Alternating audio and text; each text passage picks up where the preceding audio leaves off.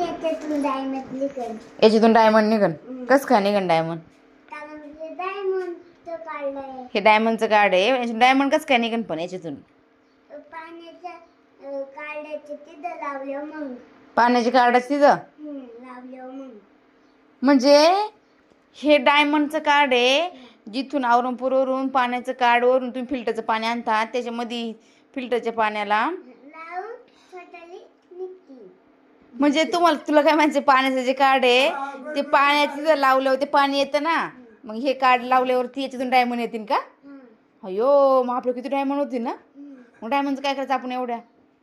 हां हां आपण त्या डायमंडची ना तुला अशी माळ करू गळ्यात घालायला. करशील का एवढं काम आपलं? औरंगपूरला जायचं आणि कार्ड आहे का त्या पाण्याच्या याच्यामध्ये घालायची, असे एवढे डायमंड घेऊन यायच्या.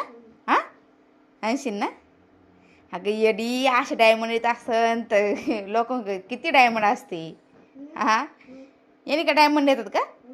हां हा काय येडी काय येडी कधी आ त्याने काय नाही निघत. ते बाबा ह्याचं कार्ड आहे शिवांश. ते बाबांना हे केले ना, तर त्याचं ते याचं कार्ड आहे. ते काय ते डायमंडचं कार्ड नाही आहे. बरं हाय ताई, घेऊन या मला भरपूर एवढे मोठे असे जास्त डायमंड आहे. मग एवढे निघणार का?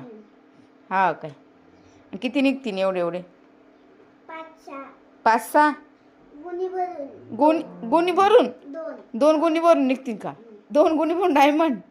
बाबो, 2 गुणी भरून डायमंड असले मग आपलं किती मोठं घर होईल.